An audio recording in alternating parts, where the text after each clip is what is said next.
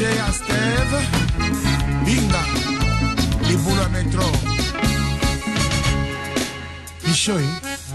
na quelle réunion?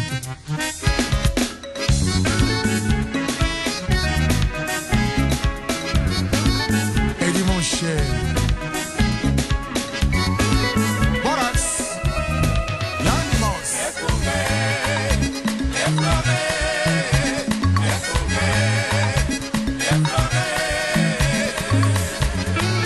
Cercle musique,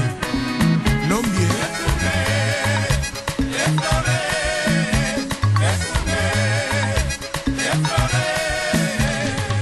Itualité bana Saint-Paul, toujours meilleur. Toponi akunga okamba, bana Saint-Paul et papa, au fleur, akunga.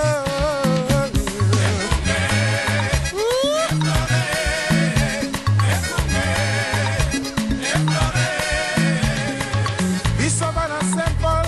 toponi o papa, tolingi boboto, tolingi boneko, tolingi esengo. Tosengili sanga Boboto Oneko Esengo Pa ndeko balandi radio lisanga totondi bino botondi mingi pona fidélité na bino na radio lisanga programme na bino esalemi na fondation Lisanga point de soutien congolais tout que mettre à partir ngumba Amsterdam. Oboro keza bino yesu kitenge nde pokwa mwalelo pokwa ya mokolo mwa mardi 28 août 2012 to yeli susu kokutana bino na nzela ya radio lisanga na ndenge ya bomisano potoka bulangonga oyo ya motuya solo tolobi ngongo ya motuya pambate yango nde esalaka tokoka komiyeba mpona ntango tomiyebi nde tokoyeba nini oyo ezali mpenza mpona biso mpo tokoka koluka mpe kobatela oyo ezali ya biso nde na minoko misusu bakoloba kotala ba intérêt na yo kasi na tango oyo ba intérêt yango eza défini na mopaya pe na minoko ya bapaya eko simba yo ndenge nini pona otala yango na ndenge longobani nde likambo na francophonie oyo tokoya poto yebisa bino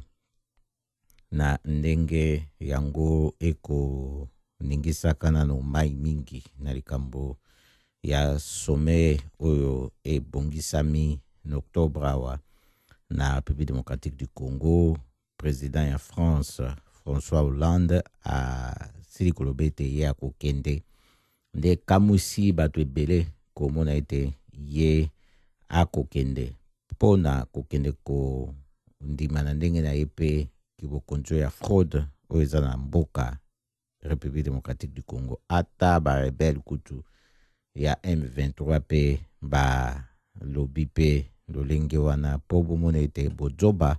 na bamikano mingi na politique etindaka na bato oyo bakokaki koloba te bakoma pe koloba pe sika ya ye ministre oyo ya France ya francophonie ya lobby ye ministre yango oyo ya mwasi Bengwingwi soki pe kombo na yango totangi malamu ye Amina Bengwingwi ye alobi ete adu kutu ba menace pona likambo oyo ya francophonie na Kinshasa kasi wana eza ndenge alobi moyen to vérifier to kopesa kokonfirme ba menace wana ezali te na ntango ya alobi ndenge wana ayebi ba menace wana esika euti mpo alobi mpe adui bisusu mpe na ba email toyebisi bino boye mpona tolobaki na bino mpe na balo eleki ezali likambo na colonisation nde ekosalema boye bato baloba ete toali pour to contre francophonie eza nango na ntina moko te likambo ezali kaka baintérêt oyo ya France nde bakotala yango na lolenge wana ya kosala domination culturelle kozala na contrôle na bamboka mosusu. Soki tozalaki na biso na francophonie te, tolingaki na biso komipesa mpasi na likambo oyo te, ya soki François Hollande ya soki kolégitimer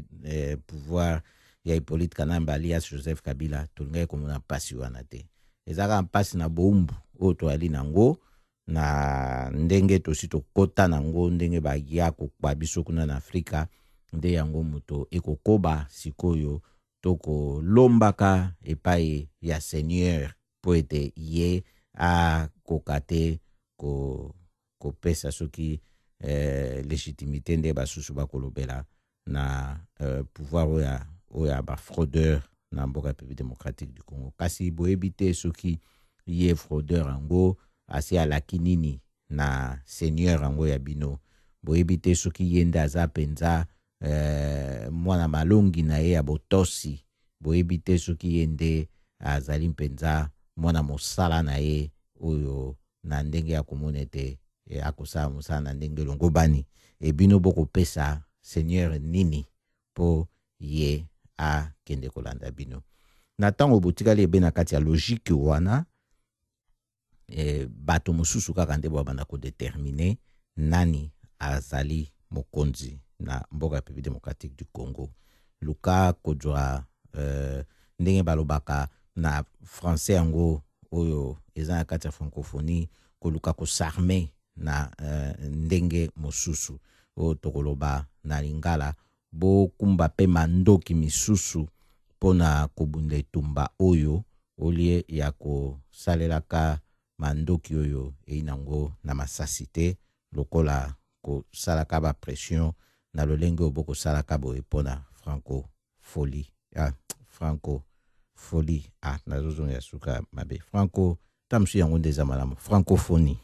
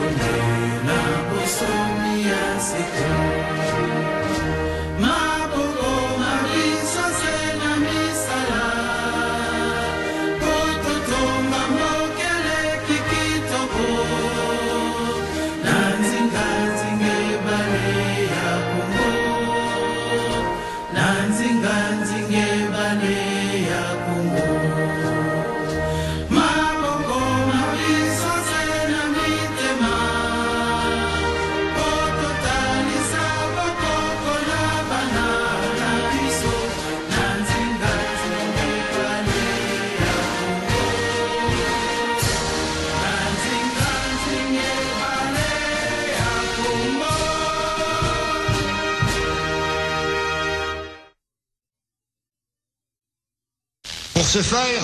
vous veillerez entre autres à désintéresser nos sauvages noirs des richesses dont regorge leur sous-sol, afin d'éviter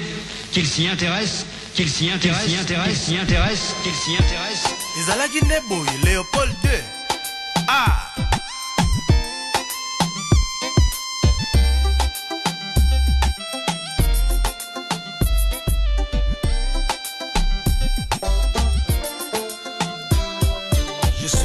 De l'aide, pure de tiers. Make no mistake about it, cause that's a fact. On tout ça va quoi na mboka, na marka nzongi. Esprit ya caméléon, bien kokeketa. Na face à gagao, double deck. Neti teta la oyo. Avec bouli ya molili ya badio. Infiltration, pénétration, dissimulation. Lititi mboka, tia moto bazenga. Système à bouli lo basse senga. La démarche en déteka, cercle kopamba. 7 millions de morts, benda film. Babeti clairon la menga bane kanga suka ne pucha. Esprit à batcho, kadi mpemba. Grande que Luca, autrement dit un bon carnivore. Une fois na mboka, muse atimbeli bae l'esprit à bako depuis que gali. Sopa kundungu, dasa balado, nenga dimite, s'il vous plaît. Qui a dit pour la muse, le cola Samson. fongolaki molema epai ya Ipolila suki katani na kati ya kafuya dernier démocrate se aleki mpe muse dem baseka se baroket kwa même bagitokele surtout na bagane quelle horreur entourtasement a payé moro na minzada aditami l'école si atapata alors que vrai moro bien bombas na kati ya Zambia betina ezowe kwenda vutuka pamba la monnaie des singes tolobaki ekovidete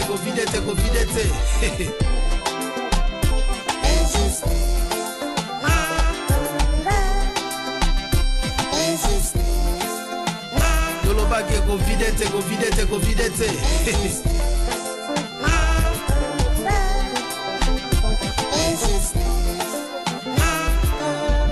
tozalaki mwa kidimba na marka malinga sous les effets ya ndule kolomboka zeka luketo kusa kuna fiona kadi fiona mame mboki kei yokeloko ekuru dimana lisango kosanza likelele atelemaki makasi comme d'habitude na petine mopao katakora mane zolozina mvwaba chekebul bamama baya na tonga bapapa baya na nsima vice versa quelle distraction na leli Franklin Bukaka apesela le boucheron mbokelengi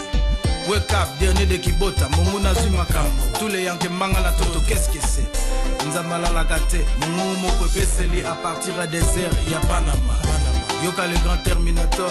abongoli motema atimbisi bayaya nzoka Hippolyte Kanamba za Rwanda derna yazalaki pire masa ya lepe musi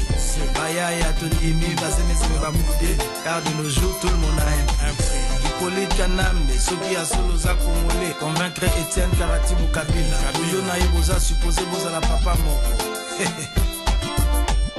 Hippolyte Kanambe azana susi ya mboka te ata dimite benna bilili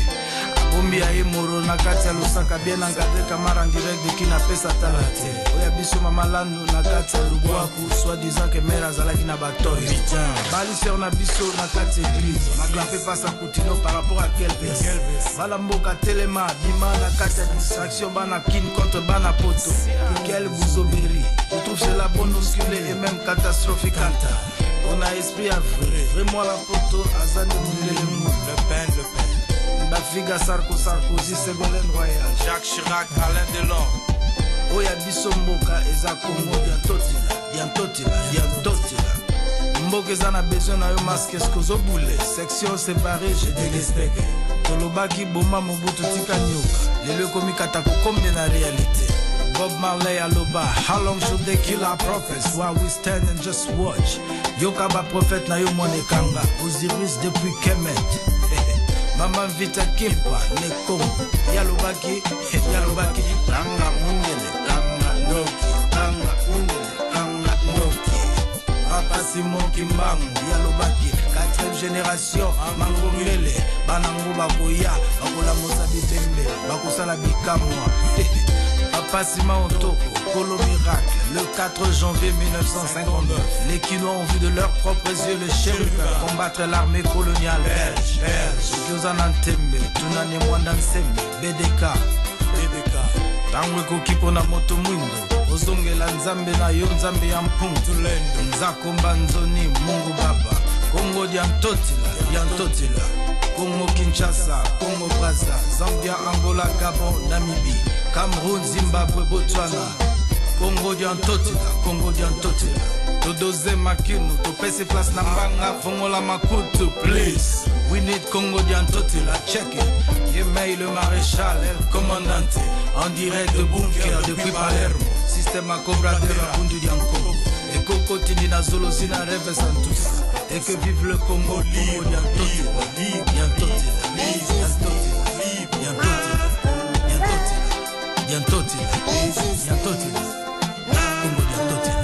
Chalo baki tokende te moto makasi atula mpaka bamona mpelevi combattant yuke keba na mbota loboko keba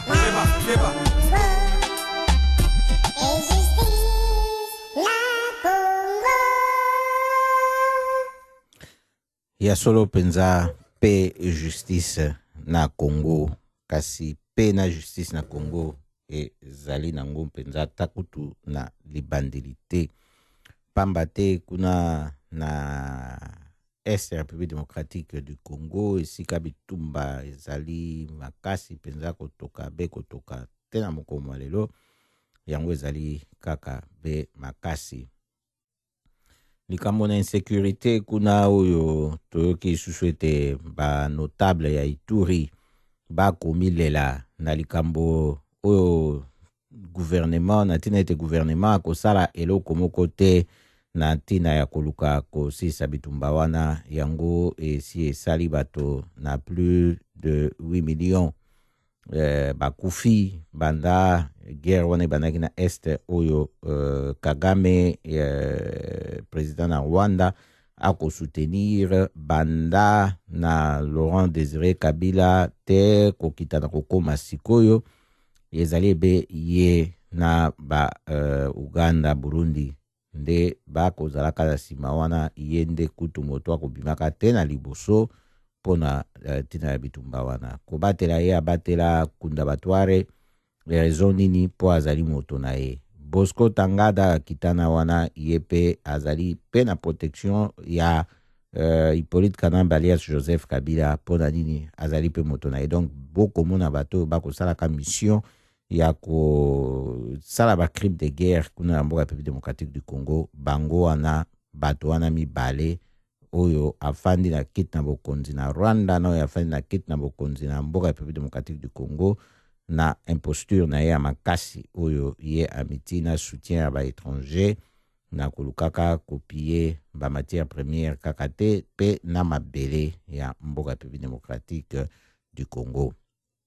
baoyo mpe ya M23 baye kotomboka sikoyo ezali ebe na kati ya bakomplot na bango oyo ya kosalaka ete kuna insécurité ezala mingi na este mpona komona ete protection oyo bakopesa na Bosco Tangada makasi epota aza sous mandat d'arrêt international oyo ya Nations Unies awa boye na CPI awa boye ezala bato yango ya Nations Unies oyo baza kuna sur le terrain bamonaka ye bakangaka ye te balingi mpe kokanga ye te ya pas de volonté politique na volonté ya justice mpona bakanga ye bamandat d'arrêt wana baza kosala bakorepete ezali kaka bapression bakotia kasi volonté ya kokanga ye ezali te mpona azali na protection ya Hippolyte Kanamba alias Joseph Kabila kasi tomoni oyo toyoki ya John Chibangu oyo ya Kasai auti koloba ete ye alingia bunda bitumba mpona kosala ete korevendike victoire oyo ya baurne oyo ya baélection présidentielle esalemaki na fin année passée toyokaki mpe toyebisaki bino batieli ye basoda ebebo na bapolisier na bato ya sécurité mpo baluka kokanga ye mpe tosi koyoka ete mokolo ya dimanche oyo moleki balobi oyo tokeli yango na nzela ya radio Okapi ete basi bakangi bato mitano ya entourage na ye na Mbuji Mai kuna na Kasai Oriental wana balobi ete baservice ya sécurité ya province yango wana nde moto elobi ndenge wana ete bakangi bango eloko bakofunda bango ezali likambo na balobi atteinte à la sûreté de l'État et de complicité avec le colonel déserteur pour John Chibangu aza colonel déserteur bo moni bino moko eloko bako reprocher bango eza nango kutu te ke basali guerre wana kutu te kaka déclaration oyo mwana mboka asalaki ete ye akobundela vérité ya baurne eza respecté nde bomoni babandi kokangaka bato boye oyo bayebani na ye mpona koloba ete bayo bakoboma kuna na este ndenge toyebisaka bino bazali bato oyo bayokanaka na Hippolyte Kanamba alias Joseph Kabila toyebi mpe ete ye Bosco Tangada azalaka na ye na contact permanent na Hippolyte Kanamba alias Joseph Kabila telefone babenganaka basolaka bayebani makambo na bango bien ndenge basalaka wana tokoyebisa bino boye mpo kobomisa bato ebele ndenge wana c'est trop mboka eza paralysé kaka na ndenge pe bazoba susu ya bakongolais bakoprofite koyibaka mbongo mpona contrôle ya malamu mpe susu te kobakisama deja na désordre oyo ezalaka na badepense ya leta mpona kokosanaka ebe makambo na guerre. Nde tokoyebisa bino boye batangi na bato bakangi oyo balobi ete baza baproche ya John Chibangu, ya directeur provincial oyo ya DGM, journaliste moko pe responsable ya radio télévision autonome ya Sud Kasai, oyo esalaka na territoire ya Miabi, officier moko ya armée oyo asalaka mpona presse militaire, travailleur moko ya établissement ROF Congo, pe ancien technicien ya radio Lisanga, et puis responsable ya UDPS ville Mwene Ditu. Wana to koyebisa bino boye mpona bo tala nano bato oyo bakangi bazali pe bato oyo soki to longoli ntango mosusu militaire moko na kati wana baza bato ya mandoki te, kasi accusation monene oyo bakangeli bango wana ezali mpona kotalisa bino ete mboka eza na maboko ya bapaya, bafraudeur wana bazali bapaya epe bakosalaka ebe mpona koboma peuple. Po bato mingi ntango mosusu ezali na bolingo ya mboka nde esalaka bango baboya croire na réalité oyo ya mabe mpenza, kasi ezali ndenge wana oyo ekosala ete bato batika milimo na bango na ndenge ya bacrime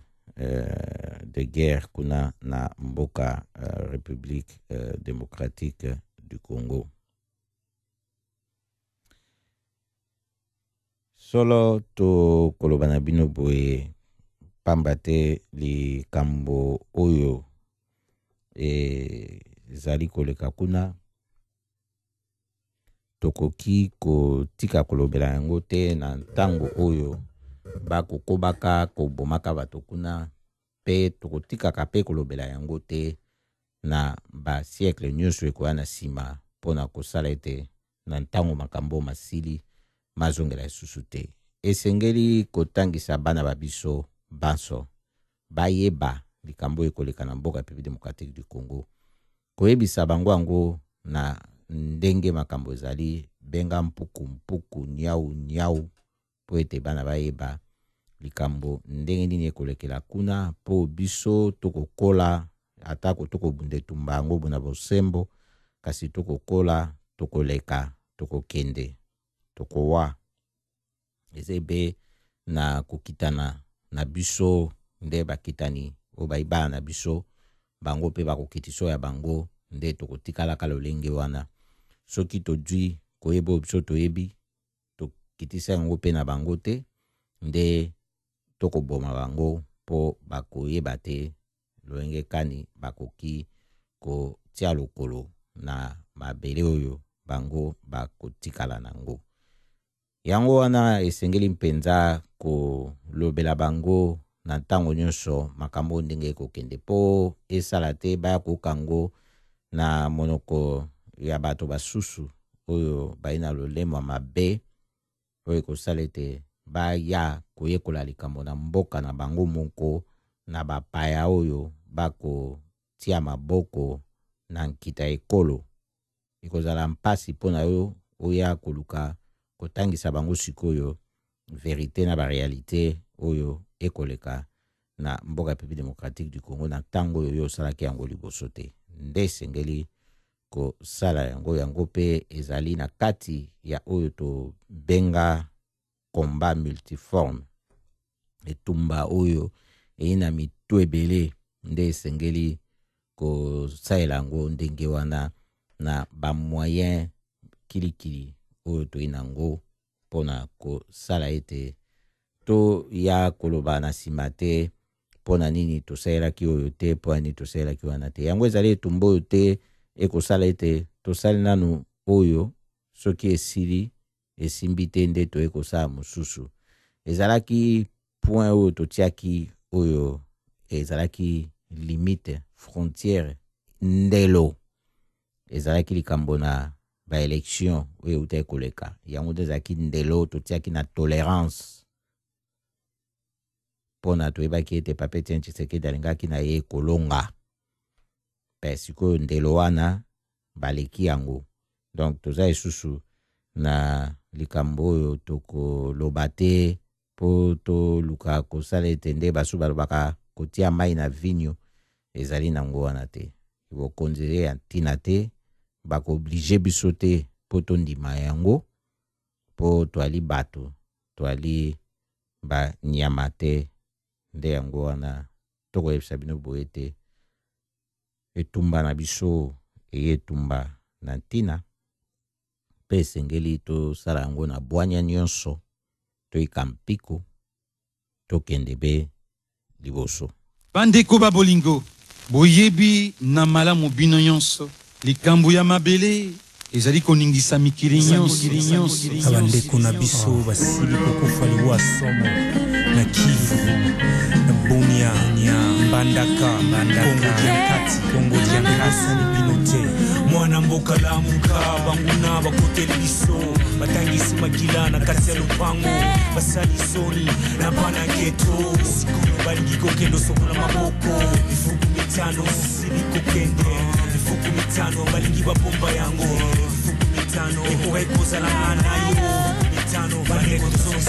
wakaka na wadada wanateswa juu ya vita, wamelia mingi mpaka machozi zina wakauka, watoto wanaiba, wazazi wana kazi ya bunduki na mpanga, uzuni sana, wandugu wanachinjwa kama nyama. Usitie moyo, Ulaya kaka hawana mlaka na tabu zetu, miaka 10 zimepita, kazi yabo ni kucheza na wasinga wetu.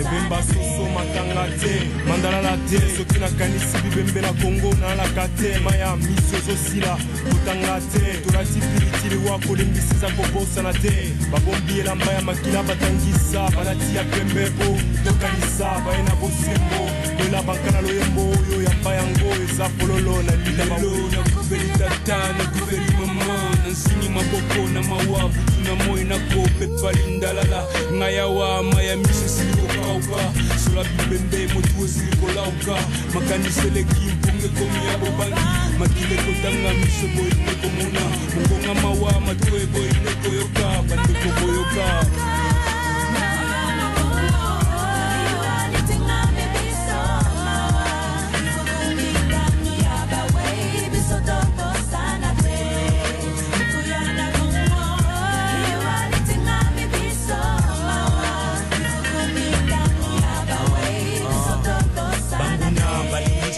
Seki sabiso balingi tengike apanza sango balingi bedeka batelema yango wana bauti koboma bandeko na boma chela mwanda matadi inga songololo kiadi banza mbungu lemba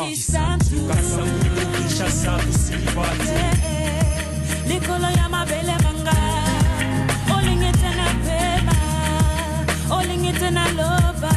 no kita kotundela na bangwa Yakanda, oh, yeah. Yakanda, oh, yeah. Mukuyana kongo, iwa litinga mibiso. Mukuyana yabawe, biso topo sana te.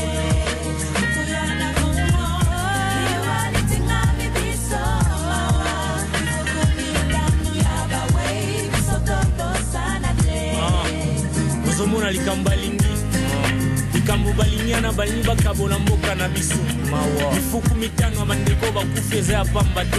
te kivu ekomokende wapi oya kosutuka kivu eza susu te kongo mobandeko totelemela likambo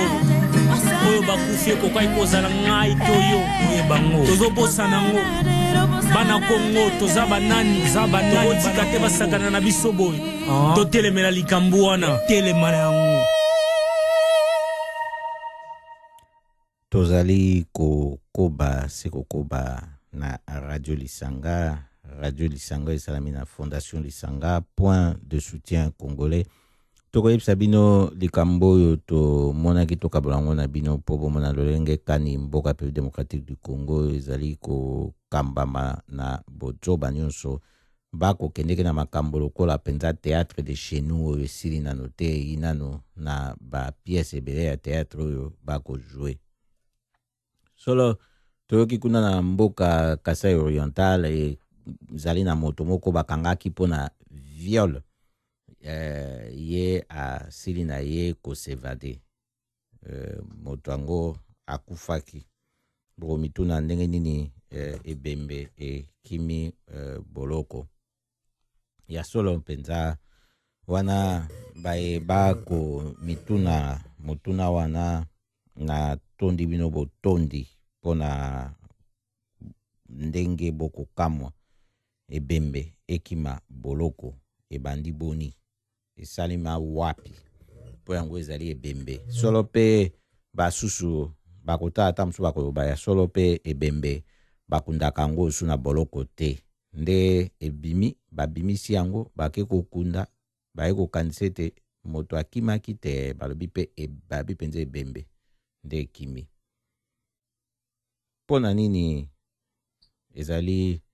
likambo ekolakisa mpenza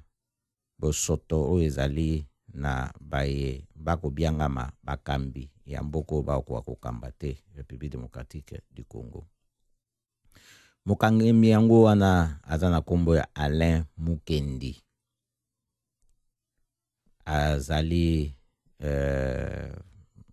na mbula aza na ba trentaine toloba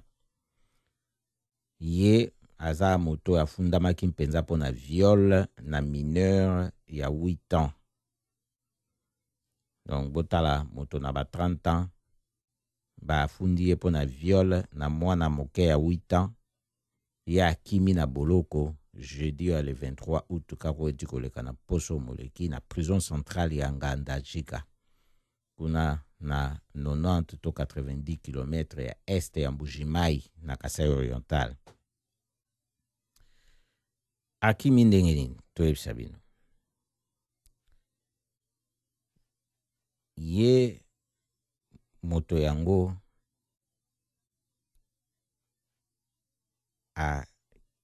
kei kokimela na hôpital kasi na hôpital kuna akomaki ndenge nini po ete ye aza ebembe mowei nde akimi boloko. Likambo eza boye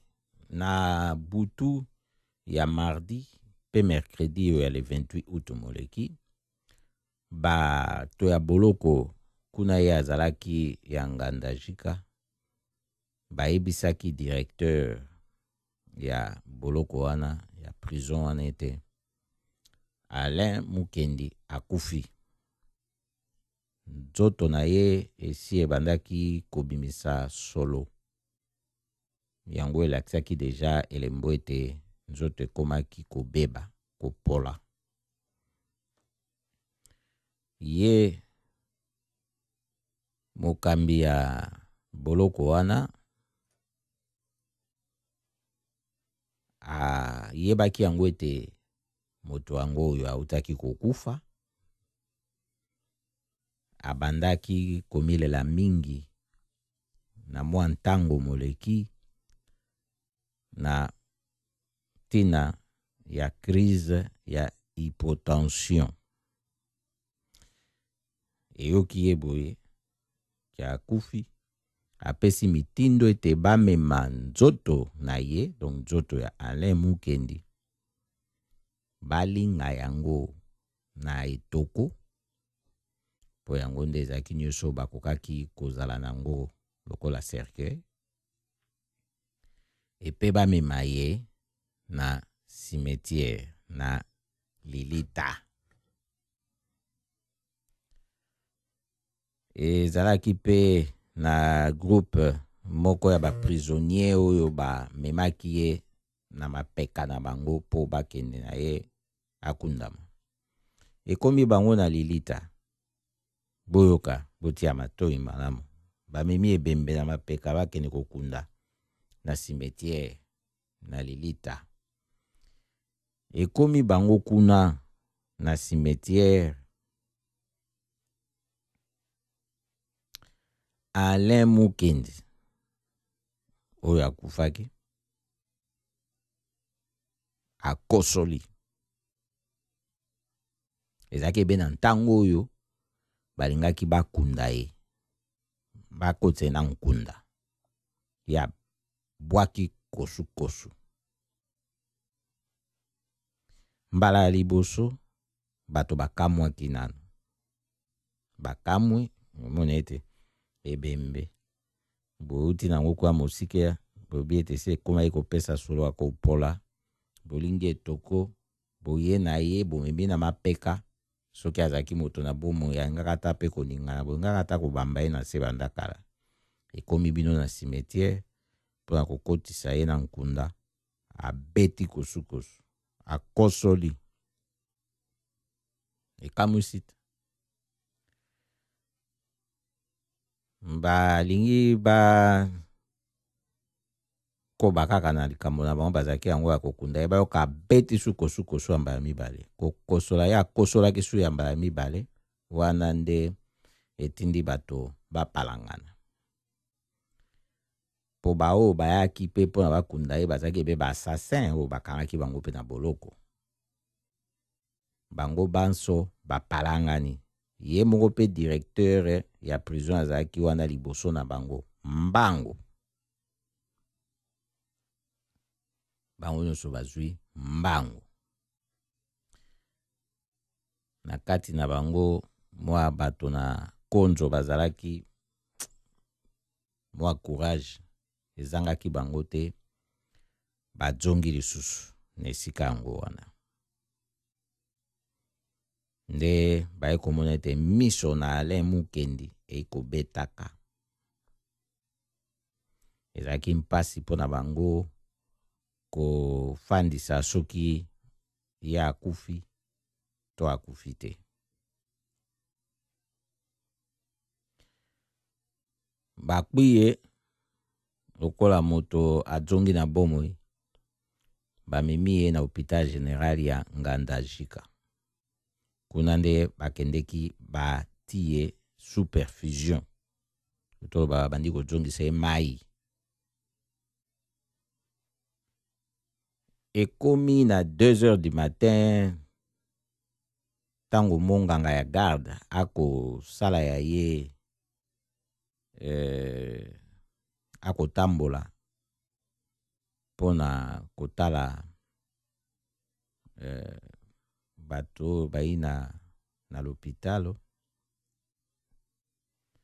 Akoti na chambre ya Alain Mukendi akuti yango pamba. Moto azalaki na kati te.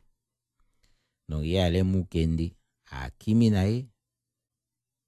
na biloko nyonso ya perfusion oyo batiaki ye mpe akei na yango. Botala bino moko likambo oyo moto dossier na ye ezali penza en cours ya instruction kuna na parquet ya Kabinda depuis 2 semaines. Akimi na ye beboye na kokufa kolamuka kokota l'hôpitalo wana ezali mpenza ba réalité ya mboka République démocratique du Congo. Po bokomituna na mboka nini makambo boye ekoki ko salima. Balande radio Lisanga tozali kokoba tokesa bino pena bokuse na likambo ya Eugène Diomi Ndongala au président national ya parti politique ya démocratie chrétienne oyo asalaki mpenza soutien makasi na Papa Etienne Tshisekedi na ntango ya baélection banda ya bunga oyo ezalaka mpenza na botalisi na mosapi na bayoyo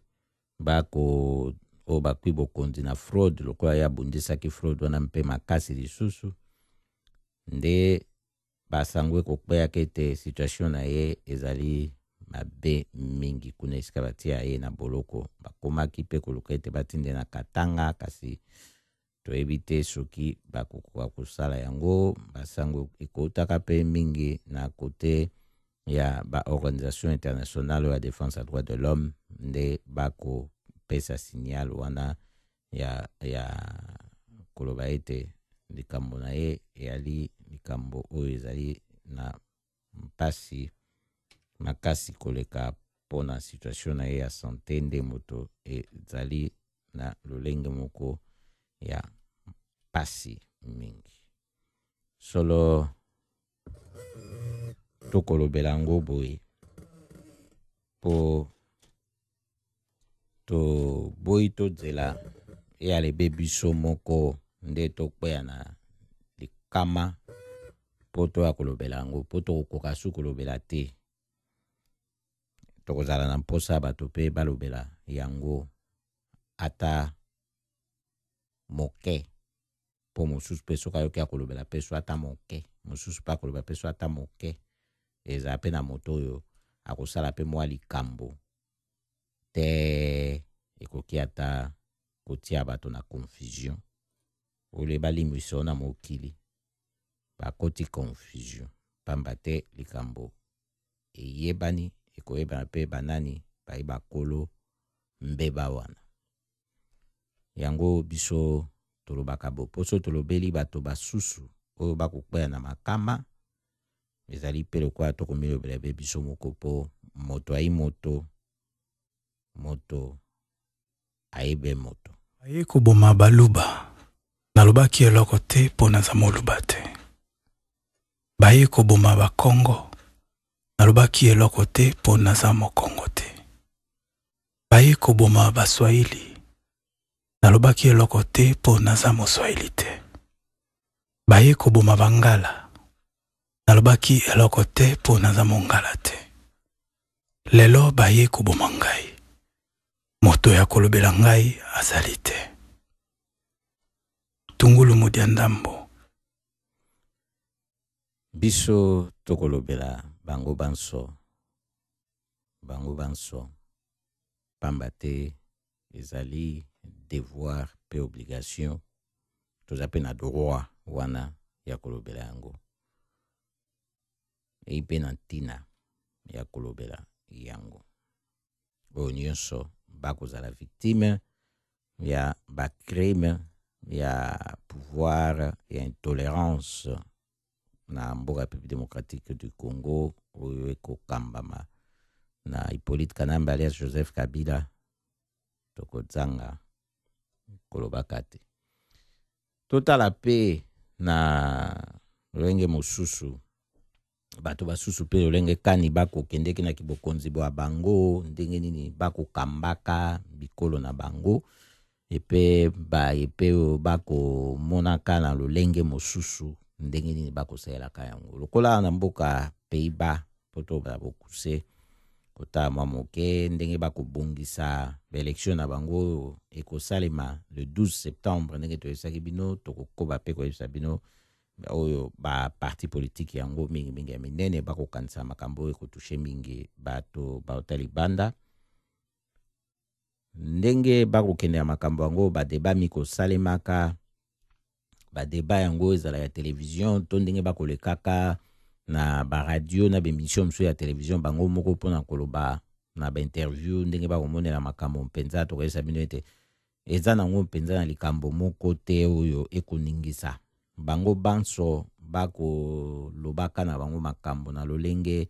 oyo ndenge mpe toyebisaki bino na mosusu ete bango bazalaka boye soki vote eleki batalaka ndenge bakokabola na pourcentage ba siège na parlement po batala banani oyo bakoyokana po basala coalition pona koformer gouvernement. Na ntango wana basalaka débat ya koluka kose rapprocher soki tomoni sikoyo baza lokola bato bakobangana mpona balobama makambo ndenge kwa ekolobama na bitumba na politike oyo bakosala na ntango oyo ndenge bakobianga yango campagne électorale. Yango nde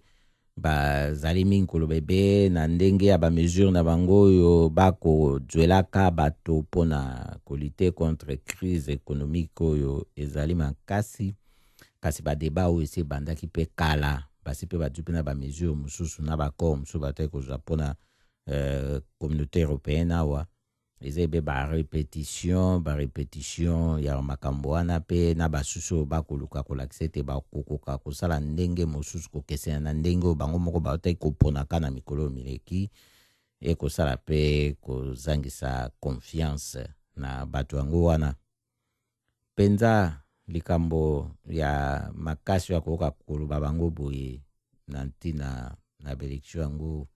ezali nango te. Bazali bango nyonso ebe bato oyo boyebi awa gauche droite esalaka nango coalition ekipaka nango te.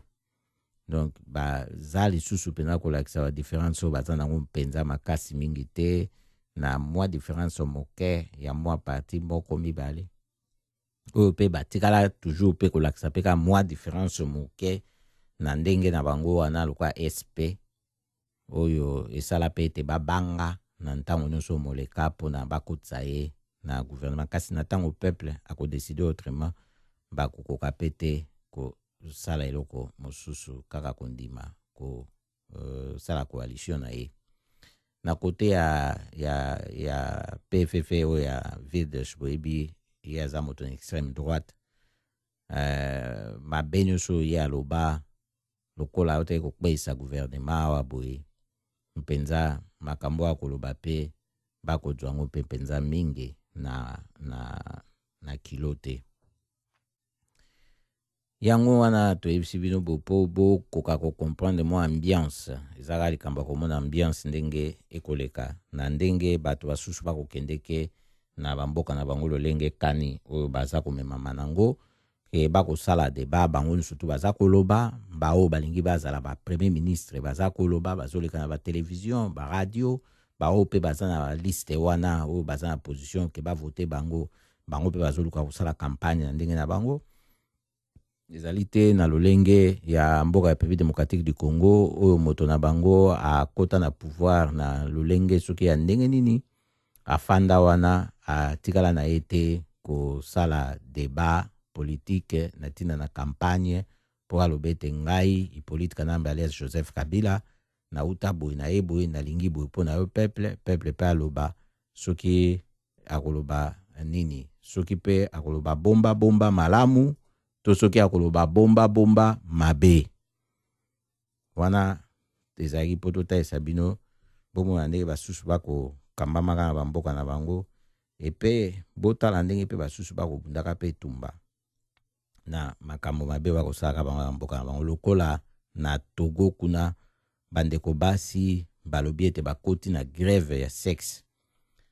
a partir ya mokolo molendi ya lendi o moleki balobi ete bakosala ebe poso mobimba bango bapema nzoto na bango na babali po balobi ete bayebi ete moto akokamba bango kuna mboka na bango alingi eloko yango mingi wana eza ndenge bango bolimbisanga ezali information nde na kopesa bino bokoki kokende kotala yango bayebai na nzela ya wewewe soki bokoti bokomona yango mingi na net ezali pe soki botali na Facebook ya Lisanga Congolais Stone.punt bokokuta bokomona lien oyo ekomema bino na source oyo ya information oyo ya Africa World yango de moto eti yango wana ezali action na bango bakosala mpona basengete balibere bato oyo babundaka mpona droit de l'homme oyo baotaki kokanga bango na action basalaki na manifestation anti-gouvernementale kuna na Togo oyo ya mouvement basalaki oyo ya Sauvons le Togo nde wana eza po bomona ete bitumba ezalaka na bandenge mingi sengelika koyeba ndenge ya kosalela yango na ndenge tokei na likambo koyeba ndenge nini okoki kosala bitumba na entre pe mwasi na mobali nani akokamba okoyeba pe oyo akokamba na soki azamba beba nkani yo okoki kotia ye bakale tokoyebisa bino pe likambo na buku oyo ebimi ya Didier Mbaya oyo eko parler na likambo ya ba cérémonie ya mariage na mboka République démocratique du Congo bango basili kosala observation na ba cérémonie ya mariage ya babikolo kokesene nde basili kosala buku pona ko parler na likambo yango toyoka ye na mongongo na ye na micro ya Radio Okapi. Je réponds au nom de Didier Mbaya. Je suis le président de la coordination nationale du quartier des foyers chrétiens. Pourquoi avoir écrit un livre sur les cérémonies du mariage? Vous êtes parti de quoi? Oui, nous sommes partis d'un constat. On a constaté qu'il y avait des par-ci par-là dans des cérémonies, parce qu'il y en a 3 cérémonies que nous les célébrons souvent. Il y avait quelques constats que nous on a voulu un peu améliorer par rapport à ces constats-là. C'est ça qui nous a amené un peu d'essayer un peu d'écrire, parce que les gens qui vont au mariage, ils ne préparent pas les cérémonies, mais plutôt ils préparent les fêtes, mais non les cérémonies. Quels sont ces faits-là? Ok, merci. Donc, dans les cérémonies coutumières que nous appelons cérémonies familiales, entre autres, en ce qui concerne la constitution de la liste des biens qu'on demande, il y avait des constats, les gens constituaient des biens par rapport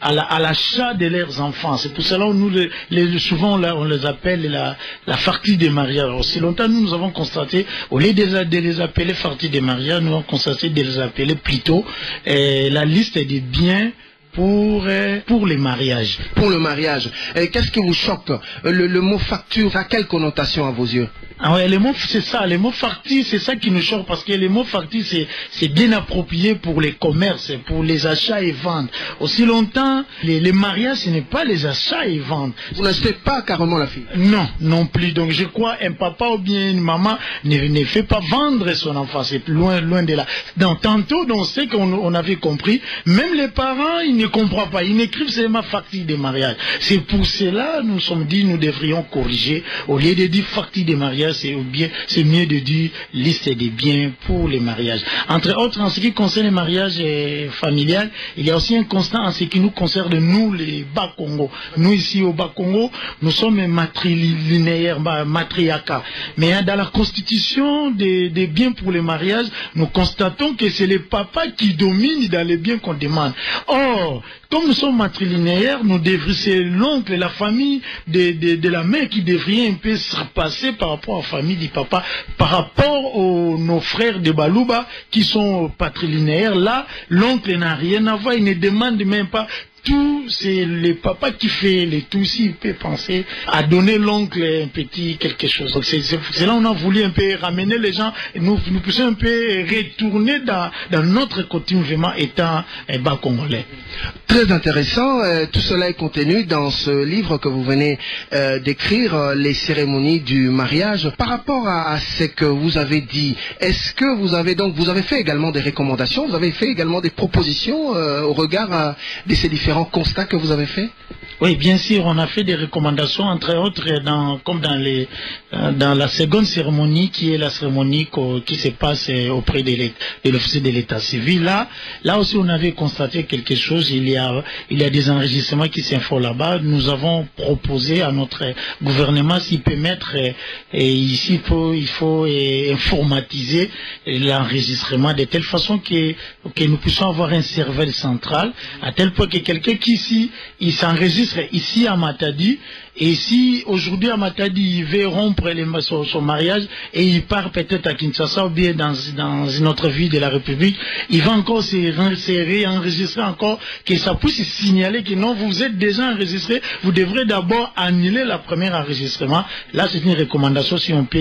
informatiser l'enregistrement du point de vue dans nos bureaux de l'état civil. C'est votre premier livre, je crois? Oui, c'est notre premier livre. Oui, c'est commercialisé vers Bouillement, quartier des foyers chrétiens. Comme vous avez commencé, peut-être que vous pensez déjà à une autre édition ou à un autre livre, mais avant d'y arriver rapidement, la culture de la lecture. Est-ce que vous sensibilisez les gens à vous lire? Oui, j'essaie, on a entendu parler de ça, que nous les Congolais, nous ne lisons pas vraiment, mais nous croyons au changement, nous croyons que lentement mais sûrement, nos amis congolais, nos frères congolais, ils vont commencer à lire. En ce qui nous concerne, nous croyons parce que ce que nous avons écrit, ce sont des constats quotidiens et ce sont des constats hebdomadaires, parce que chaque semaine, il y a les mariages. Il y a les mariages, donc les livres en question, si vous voulez bien élaborer votre liste des biens, vous devriez lire ça. Si vous voulez bien connaître la coutume de nos frères qui sont à l'Est, il faut lire les livres. Si vous voulez connaître comment le mariage va se passer à l'église, il fallait bien lire les livres. Donc, bandeko balandi radio lisanga tokomi na suka programme na biso wana boyoki ezalaki wabino yesu kitenge na radio lisanga oesami na fondation lisanga point de soutien congolais. Bye bye. Banka, banka, banka, yaya kwankulu. Banka, banka, banka, yaya kwankulu. Banka.